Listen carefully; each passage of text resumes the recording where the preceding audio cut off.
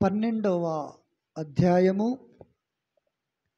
43, 44, 45 వచనాలు. ఈ 3 వచనాలు చదువుకుందాం. అపవిత్రాత్మ ఒక మనుష్యుణ్ణి వదిలిపోయిన తర్వాత అది విశ్రాంతిని వెతుకుచు నీరు లేని చోట్ల తిరుగుచుండును. విశ్రాంతి దొరకనందున నేను వదిలి వచ్చిన నా ఇంటికి తిరిగి వెళ్ళేదననుకొని వచ్చి ఆ ఇంట ఎవరునూ లేక అది ఊడ్చి అమర్చి ఉండుట చూచి వెళ్ళి తనకంటే చెడ్డదైన మరి 7 దయ్యాలను ఎంటబెట్టుకొని వచ్చి అవి దానిలో ప్రవేశించి అక్కడనే కాపురముండును. అందుచేత ఆ మనుష్యుని కడపటి స్థితి మొదటి స్థితి కంటే చెడ్డదగును. అలాగునే ఈ దుష్టతరము వారికిని సంభవించుననెను. చాలు. హల్లెలూయా. మన ప్రభువును రక్షకుడైన యేసుక్రీస్తు శరీరధారిగా ఉన్నప్పుడు ఆయన ఈ మాట తెలియచేశాడు. ఒక అపవిత్రాత్మ అంటే ప్రభును ఎరగనప్పుడు, ప్రభును స్తుతించనప్పుడు, రక్షణ పొందనప్పుడు నాలో అపవిత్రాత్మ ఉండి తాగిపించేది, రేయనక పగలనక. అంత మాత్రమే కాదు, గుటకాలు, ఖైనీలు, అంబర్లు, జోడాబాయిలు ఇవన్నీ తినిపించేది. ఆ తర్వాత సీల్మాలు, పేకాట ఇవన్నీ చేయించేది. హల్లెలూయా. ప్రభును ఎరగక ముందు, ప్రభుని స్వంత రక్షకుడిగా అంగీకరించక ముందు అపవిత్రాత్మ నన్ను ఆ విధముగా ఆడుకొని తన యొక్క దాహమును, ఆకలిని తీర్చుకునేది. యేసుక్రీస్తు ప్రభుని నేను సొంత రక్షకుడిగా అంగీకరించి ప్రభుని నమ్ముకొని ప్రతి విశ్రాంతి దినమున మందిరానికి వస్తూ ఉన్నాను. ఆదివారం నాడు కానుకల పాటప్పుడు కానుక వేస్తూ ఉన్నాను. అప్పుడప్పుడు ఉపవాసము కూడా ఉండి ప్రార్థన చేస్తూ ఉన్నాను. అయితే నాకొక్కటి కొదువగా ఉన్నది. నేనొక లోటు కలిగి ఉన్నాను. నాలో నుండి వెళ్ళిపోయిందిగా అపవిత్రాత్మ. అది భూలోకమంతా తిరిగింది, ఎక్కడా దానికి చోటు దొరకలే. ఏ మనుషుల్లో జొరబడదామన్నా, ఎందుకంటే ఆ మనుషులలో ఏముందో దానికి తెలుసు గనుక దానికి వీలు లేకుండా పోయింది. అది లోకమంతా తిరిగి తిరిగి తిరిగి దానికి విసుకొచ్చిన తర్వాతకి నేను గుర్తొచ్చాను. ఒకప్పుడు నేను ఆ వ్యక్తిలో నివాసము చేశాను కదా, ఆ వ్యక్తిలో నుండి బయటకు వచ్చాను కదా, ఇప్పుడు ఆ వ్యక్తి ఎలాగున్నాడో చూస్తాను అనుకొని ఆ అపవిత్రాత్మ నా దగ్గరకు వచ్చి చూసినప్పుడు నేను ఎలాగున్నానంటే ఊడ్చి అమర్చి ఉన్నాను. ఊడ్చటము అనగా యేసుక్రీస్తుని సొంత రక్షకుడిగా అనగా నా నోటితో ఒప్పుకొని హృదయమందు విశ్వసించినప్పుడు నీటి బాప్తిసము ద్వారాగా నా పాపాలన్నీ ఊడ్చివేయబడ్డవి. ఊడ్చటం అంటే నా పాపమంతా యేసయ్య రక్తములో కడిగివేయబడ్డది. రెండోదిగా అమర్చబడటము. హల్లెలూయా. అమర్చబడటం అంటే ఆడవాళ్ళకు బాగా తెలుసు. సీరలు పెట్టే చెలుపుని ఎలాగా అమర్చుకుంటారు? చాలా చక్కగా జాకెట్లను చీరలను మడతేసుకుంటారు. వంటగదిలోకి వెళితే ఏ పాత్ర ఎక్కడ ఉండాలో అక్కడ అమర్చబడి ఉంటుంది.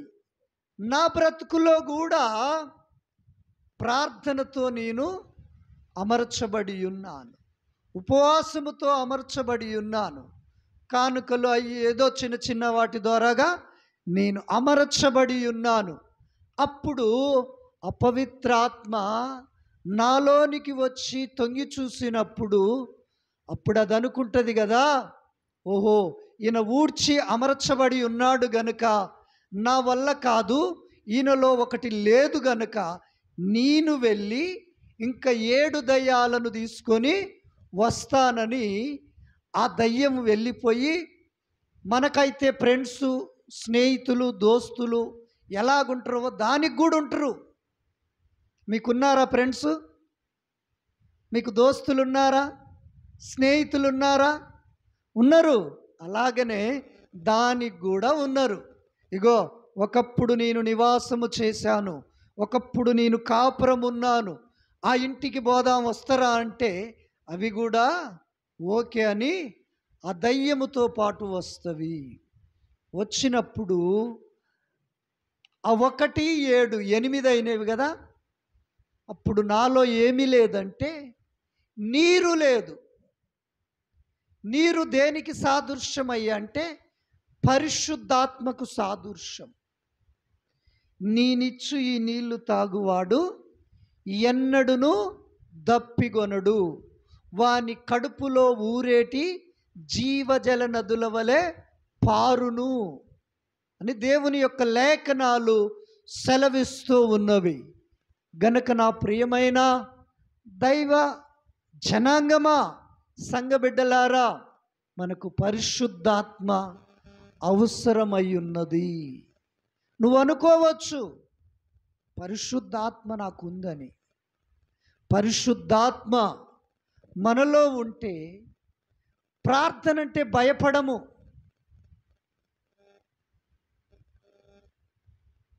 భయమేనా మీకు? ధైర్యమా? భయపడతారు. ప్రార్థన అంటే భయం. లేలియా.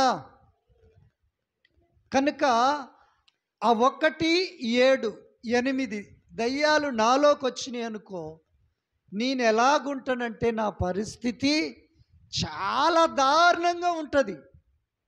నేను మంచిగా బ్రతకాలనుకుంటాను, మంచిగా బ్రతకలేను. నీతిగా జీవించాలనుకుంటాను, నీతిగా జీవించలేను. దేవుని సన్నిధికి రావాలనుకుంటాను, రాలేను. దేవుని సన్నిధిలో నా ప్రతి పాపాన్ని, బలహీనతను ఒప్పుకొని ప్రార్థించాలనుకుంటాను, రాలేను. ప్రియులారా, ఎందుకు? నాలో పరిశుద్ధాత్మ లేదు గనక, నీరు లేదు గనక, నాలో 8 అపవిత్రాత్మలు ఉన్నవి గనక. హల్లెలూయా, దేవునికి స్తోత్రం. గనుక మన ఆత్మీయ యాత్రలో పరిశుద్ధాత్ముడు మనల్ని నడిపిస్తే ఫిలిప్పీలకు రాసిన పత్రిక 1వ అధ్యాయము 21వ వచనం దేవయ్య గారు చదువుతాడు. ఫిలిప్పీలకు రాసిన పత్రిక 1వ అధ్యాయము 21వ వచనం చదవండి ఎవరో ఒకరు. నా మటుకైతే బ్రతుకుట క్రీస్తే, చావైతే లాభము. చాలు. హల్లెలూయా. పౌలు భక్తుడు ఈ మాట చెలవిస్తూ ఉన్నాడు ఫిలిప్పీల సంఘముతో. ఏమంటున్నాడు? నా మటుకు అయితే బ్రతుకుట క్రీస్తు. అంటే ఆయన ఏమంటున్నాడంటే నా శేష జీవితం అంతా యేసయ్య కోసమే బ్రతుకుతాను, యేసయ్య కోసమే జీవిస్తాను, యేసయ్య కోసమే సాగిపోతాను, యేసయ్య కోసమే ఈ జీవితాన్ని ధారపోస్తాను. ఒకవేళ నాకు మరణం వచ్చిందా, అది నాకు మేలు. మరణిస్తే నా జీవితము ముగింపు కాదు. మరణిస్తే నా జీవితానికి ఇది అంతము కాదు. మరణిస్తే నా చరిత్ర ముగిసేది కాదు, ప్రారంభం అవుతుంది. నూతన అధ్యాయము నా బ్రతుకులో మరణము ద్వారాగా ప్రారంభం అవుతుంది. మరణిస్తే నేను ఎక్కడుంటాను?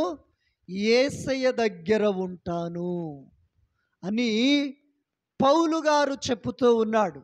ఆ మాట చెప్పటానికి ధైర్యము కావాలి, దమ్ము కావాలి, శక్తి కావాలి. మనకేదన్నా మరణించినట్లు కల వస్తే అల్లాడిపోతాం, కలవరపడతాం, గుబ్బులేస్తుంది, దిగిలేస్తుంది, భయమేస్తుంది. పౌలు మరణాన్ని ప్రియముగా ఎంచుకుంటున్నాడు. నాకు లాభం అంటే ఆదాయముతో పోల్చుకుంటున్నాడు. ప్రియులారా, ఎందుకో తెలుసా? అతనిలో పరిశుద్ధాత్మ ఉన్నది గనక ఏది క్షేమమో ఏది క్షేమము కాదో చెప్పగలుగుతూ ఉన్నాడు సంఘము ఎదుట. హల్లెలూయా. అందుకనే ప్రతి ఒక్కరూ పరిశుద్ధాత్మను పొందుకోవాలి. ఆది అపోస్తులు ఎలా పొందుకున్నారు? యేసు ప్రభు కల్వరి సిలువలో మరణించాడు. మరణించిన తర్వాతికి ఆయనను తీసుకొచ్చి సమాధి చేశారు. మూడో రోజున మరణపు ముళ్ళును విరిచి మృత్యుంజయుడిగా లేచి, ఆ తర్వాతికి ఆయన 40 దినములు క్రైస్తవ బిడలకు ఆగపడుతూ 11 సార్లు కనపడ్డాడు ఆయన. ఫస్ట్ మగ్దలేని మరియకు కనపడ్డాడు, ఆ తర్వాత కొంతమంది స్త్రీలకు కనపడ్డాడు, ఆ తర్వాత యాకోబుకు కనపడ్డాడు, ఆ తర్వాత 2 శిష్యులకు కనపడ్డాడు, ఆ తర్వాత ఎమ్మాయిము గ్రామానికి వెళ్తున్న 2 శిష్యులకు కనపడ్డాడు, ఆ తర్వాత 10 మంది శిష్యులకు కనపడ్డాడు, మరలా 11 మంది శిష్యులకు కనపడ్డాడు, ఆ తర్వాత 500 మందికి ఒకేసారి కనబడ్డాడు. ఆయన ఆ తర్వాత పరలోకానికి ఆరోహణమైన తర్వాతికి యెరూషలేము మేడగదిలో 120 మంది చేరి ప్రార్థన చేస్తూ ఉన్నారు. 10 దినాలు ప్రార్థించగా 10వ రోజున పరిశుద్ధాత్మ వారిపైకి దిగి వచ్చింది. పరిశుద్ధాత్మ ఎప్పుడైతే వారిపైకి దిగి వచ్చిందో, ఆ పరిశుద్ధాత్మను వారు పొందుకున్నారో, వారికి అగ్ని జ్వాలల వంటి నాలుకలు వారిపైకి దిగిరాగా వారు వాక్శక్తిని పొందుకొని అన్య భాషలతో మాట్లాడుతూ వారు పరిశుద్ధాత్మ చేత నింపబడ్డారు. హల్లెలూయా. పరిశుద్ధాత్మ కోసము నువ్వు అడగాలి. పరిశుద్ధాత్మ కోసము పొందుకొనటానికి నువ్వు కనిపెట్టుకొని ఉండాలి. పరిశుద్ధాత్మ చేత నింపబడటానికి నువ్వు పెంతుకోస్తు అనుభవాన్ని కలిగి ఉండాలి ప్రియులారా. హల్లెలూయా. అప్పుడు పరిశుద్ధాత్మను నువ్వు పొందుకుంటావు.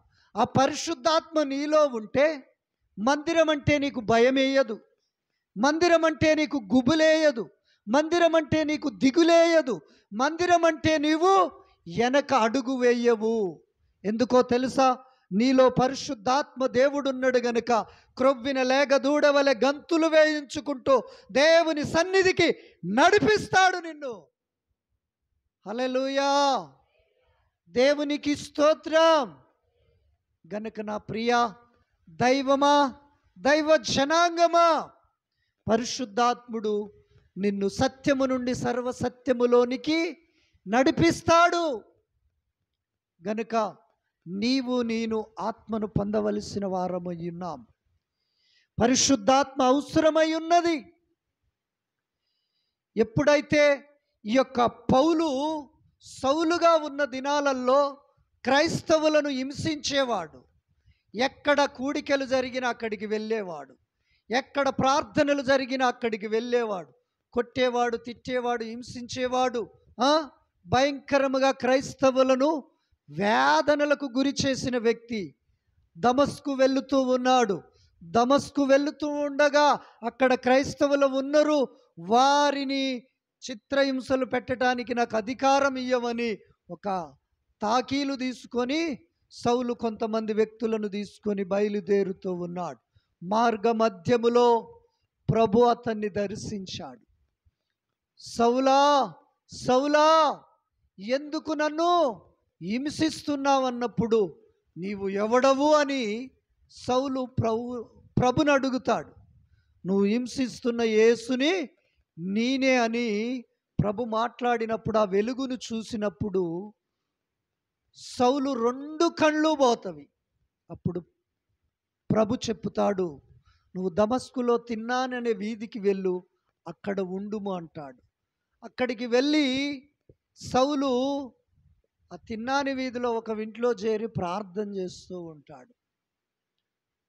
అక్కడ ఒక దైవ సేవకునితో మాట్లాడుతాడు. ఇగో ఫలానా ఇంట్లో సౌలు ఉన్నాడు, నువ్వు వెళ్ళి అతనికి ప్రార్థన చేయి అంటే ఈ ప్రవక్త అంటాడు, నాలాంటి పాస్టర్ అనుకోండి, అయ్యా అతడు ఎంత దూషకుడో, హింసకుడో, హానికరుడో నీకు తెలుసు కదా, అతనికి వెళ్ళి ప్రార్థన చేయమంటున్నావు, నేను వెళితే బ్రతుకుతానా అతని చేతిలో పడితే అని అన్నప్పుడు, లేదు లేదు, నేను ఏర్పరచుకోబోతున్న సాధనము అతడు నా కోసము ఎన్ని హింసలైనా, బాధలైనా, కష్టాలైనా పడటానికి సిద్ధముగా ఉన్నాడని చెప్పినప్పుడు ఆ దైవ సేవకుడు తిన్నాని వీధికి వచ్చి సౌలుతో మాట్లాడి దేవుడు నన్ను పంపించాడన్నప్పుడు అప్పటికి సౌలు ఉపవాసం ఉండి 3 దినాలు. అప్పుడు ఆ దైవ సేవకుడు చేతులుంచి ప్రార్థించగా ఆ కంటి పొరలు తొలగిపోయి మంచి చూపు వస్తుంది, దేవుని పరిశుద్ధాత్మను పొందుకుంటాడు. ప్రియులారా, హల్లెలూయా, దేవునికి స్తోత్రం. ఇప్పుడు నీవు నేను ఊడ్చి అమర్చబడి ఉన్నాం. పరిశుద్ధాత్మ ఉన్నదో లేదో అది నీకు మాత్రమే తెలుస్తుంది, ఎవరికీ తెలియదు. పరిశుద్ధాత్మ నీలో ఉంటే దేవుని పని అంటే వెనకకుండవు. దేవుని కార్యం అంటే నువ్వు చేతులు చాపుతవే కానీ ముడుచుకోవు. దేవుని కోసము చనిపోవటానికైనా ప్రాణమును ప్రాణముగా పెట్టి ప్రాణార్పణముగా పొయ్యబడతవే కానీ ఆగిపోవు. ప్రియులారా, పరిశుద్ధాత్మ దేవుడు అలాగ మనల్ని నడిపిస్తాడు, అలాగ మనల్ని పురికొల్పుతాడు. హల్లెలూయా, దేవునికి స్తోత్రం. అంత మాత్రమే కాదు, పరిశుద్ధాత్మను నువ్వు పొందినప్పుడు బూదిగంతముల వరకు నువ్వు దేవునికి సాక్షిగా ఉంటావు. హల్లెలూయా, నీ సాక్ష్యాన్ని కాపాడుకునే జ్ఞానాన్ని పరిశుద్ధాత్ముడిస్తాడు. సాక్ష్యానికి ఏమన్నా ఇబ్బంది కలుగుతుందంటే నువ్వు అల్లాడిపోతావు. హల్లెలూయా. గనుక పరిశుద్ధాత్మ మనలో లేనప్పుడు అపవిత్రాత్మలు వస్తవి. అపవిత్రాత్మ వచ్చినప్పుడు ఇక నీ స్థితి ఎలా ఉంటుందంటే మొదటి స్థితి కంటే కడపటి స్థితి బహు చెడ్డగా ఉంటుంది. గనుక ప్రతి ఒక్కరూ ఆత్మ కోసము, ఆత్మాభిషేకము కోసము ప్రార్థన చేసుకోవాలి. అప్పుడు నువ్వు గంటలు గంటలు ప్రార్థన చెయ్యగలవు. ప్రార్థనా శక్తి నీకు వస్తుంది, ప్రార్థన బలాన్ని నువ్వు పొందుకుంటావు. ఆత్మాభిషేకము దేవుడు దినదినము నీకు అనుగ్రహిస్తాడు. ఆమేన్, హల్లెలూయా. అర్థమైందా అండి నేను చెప్పేది? పరిశుద్ధాత్మ నీలో ఉంటే ఒక వ్యక్తి నిన్ను తిట్టినా బాధపడుతావు, కృంగిపోతావు. కానీ ఒక వ్యక్తి పైకి మరలా తిరిగి దాడి చెయ్యవు. ఒక వ్యక్తి నీకు నష్టము చేసిన ఆ వ్యక్తిని నువ్వు క్షమిస్తవే కానీ క్షమించవు. పరిశుద్ధాత్మనికి ఉన్న గుణము, లక్షణాలు అవన్నీ. గనుక నా ప్రియ దేవుని సంగమా, సంఘబిడ్డలారా, మీరు నేను బ్రతికినంత కాలము పరిశుద్ధాత్మ చేత నడిపించబడాలి. పరిశుద్ధాత్మ చేత మనము జీవించాలి. అప్పుడు నీ జీవితములో ఘనమైన సూర్యకార్యాలు జరుగుతవి. ఒకవేళ మనము పరిశుద్ధాత్మకు లోబడక మన స్వబుద్ధితో స్వజ్ఞానముతో స్వతెలివితో ముందుకు వెళ్ళితే ఆయన సంసోను ఏమైపోయాడు? కళ్ళు ఊడబెరకబడినవి, శత్రువుల చేతికి అప్పగించబడ్డాడు. ఆయన మీదికి ఆత్మ వచ్చినప్పుడల్లా ఒకసారి సింహాన్ని చీల్చేశాడు, చంపేశాడు. ఆయన మీదికి ఆత్మ వచ్చినప్పుడల్లా 300 నక్కలను జతలు జతలుగా 150గా చేసి పంటసేలను తలగబెట్టగలిగాడు. ఫిలిష్తీయులను ఎదిరించగలిగాడు. కానీ ఎప్పుడైతే దేవుని ఆత్మను కోల్పోయాడో పిల్లిలాగా మారిపోయాడు. శత్రువులు వచ్చారు, అతని మీద పడ్డారు, తీసుకెళ్ళి దాగోను గుడిలో ఆయనను కట్టేశారు. ఎందుకని? ఆత్మ ఉన్నప్పుడు ఆయనను ఎవరు ఎదుర్కోలేకపోయారు, ఆయన ఎదుట ఎవరు నిలవలేకపోయారు, ఎవరు ఆయనతో గెలవలేకపోయారు. ఎప్పుడైతే ఆత్మను కోల్పోయాడో పిల్లిలాగా మారిపోయాడు. కూర్చున్నోడు లేవలేని స్థితికి వచ్చేసాడు. గనుక ఆత్మ లేకపోతే అద్భుతాలు మన జీవితంలో జరగవు. హల్లెలూయా, దేవునికి స్తోత్రం. అందుకనే యేసయ్య ఆ మాటలు చెప్పాడు.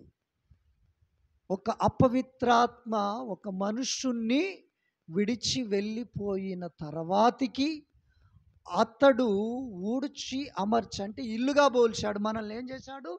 సాతానుగాడు ఇల్లు అంటున్నాడు, కాపురం అంటున్నాడు. భార్యాభర్తలు ఇద్దరు కలిసి చేసేదాన్ని కాపురం అంటాడు. అంతగా వాడు మనల్ని వాడుకున్నాడు, నన్ను వాడుకున్నాడు.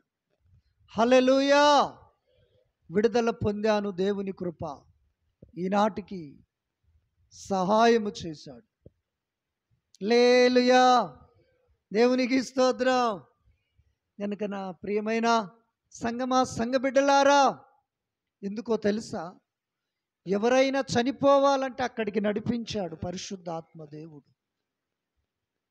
ఎవరికన్నా చేతబడి చేసిర్రంటే వాళ్ళ మీద ఉన్న శక్తులను వెళ్ళగొట్టగలిగిన శక్తి ఇచ్చాడు. నీకు ఇస్తాడు, నాకు ఇస్తాడు. ఇది నా అనుభవం. నేను ఆయన కోసం కనిపెట్టుకున్నాను. అమ్మగారు పుట్టింటికి వెళ్ళిపోయింది. మా యొక్క ఇంట్లో ఒక్కనే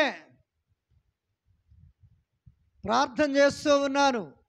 నాకు నీ ఆత్మ కావాలి, నాకు నీ అభిషేకము కావాలి, నేను ప్రార్థన శక్తితో ఉండాలి ప్రభు అని ప్రార్థన చేస్తూ ఉన్నాను. మా ఇంట్లో ఇప్పుడు సబ్జ మీద ఉండే టీవీ కింద ఉండేది. అప్పుడు మేము టీవీ చూస్తున్నాం. ఆ యొక్క టీవీలో ఒక సేవకుడు వచ్చి మాట్లాడుతూ అభిషేకించాడు. అలా కనపడ్డది నాకు. నేను తర్వాత టీవీ పెట్టి ప్రతిరోజు వెతికాను. ఈయన అడ్రస్ ఎక్కడ, ఈయన పరిచర్య ఎక్కడ చేస్తాడు, వీళ్ళ సేవ ఎక్కడని ఎతికితే దొరకలే. నెల రోజులు ఎతికాను. అప్పుడు నాకు అర్థమైంది, దేవుడే ఆ టీవీలో నుంచి వచ్చి అభిషేకించాడు. ఆశపడిన ప్రాణాన్ని తృప్తి పరుస్తాడు. మీ అందరికీ బైబిల్ గ్రంథంలో తెలిసిన వాక్యం ఏంటంటే, అడుగుడి ఇవ్వబడును, ఎతుకుడి దొరుకును, అడిగిన వారికి నిశ్చయముగా అనుగ్రహించబడును. ఏంటిది అది? పరిశుద్ధాత్మ. ఇల్లు కాదు, కారు కాదు, డబ్బు కాదు. దాని కిందికి వస్తే దాని గురించి ఉంటుంది. అడిగిన వారికి నిశ్చయముగా నా ఆత్మనిచ్చెదను. హల్లెలూయా. కనుక నా ప్రియ సంగమా, సంఘ బిడ్డలారా, దేవుని ఆత్మతో బ్రతకటానికి ప్రయత్నం చేయి. పరిశుద్ధాత్మను పొందటానికి ఆశపడు. నువ్వు నోట పలికిన ప్రతి మాటను నా దేవుడు దీవిస్తాడు. ఎందుకు? నీలో నుండి పలికేది పరిశుద్ధాత్మ దేవుడు. పరమ తండ్రి ఆమేన్ అంటాడు. యేసుక్రీస్తు ప్రభు దానిని నీకు కార్యాన్ని చేసి పెడతాడు. అందుకనే ఒక అపవిత్రాత్మ ఒక మనుషుణ్ణి విడిచిపెట్టి వెళ్ళిన తర్వాత 7 అపవిత్రాత్మలను పట్టుకొని వస్తవి. గనుక మనకు అపవిత్రాత్మలు కావాలా, పరిశుద్ధాత్మ కావాలా? నువ్వు ఊడ్చబడి ఉన్నావు, అమర్చబడి ఉన్నావు. నీలో నీరుందా లేదా? నీకు నీవుగా పరీక్షించుకో, నిన్ను నీవు తెలుసుకో. ఒకవేళ నీకు పరిశుద్ధాత్మ లేకపోతే ఈ రాత్రి ప్రభుని అడుగు, బలపరుస్తాడు. ఆత్మను పొందేంత వరకు నీకు ప్రార్థనా శక్తినిస్తాడు. ఆ తర్వాత ఆత్మాభిషేకముతో పరిశుద్ధాత్మ చేత నా దేవుడు నిన్ను నింపుతాడు. ఈ మాటలు దేవుడు మన హృదయములో స్థిరపరచునుగాక. ఆమేన్.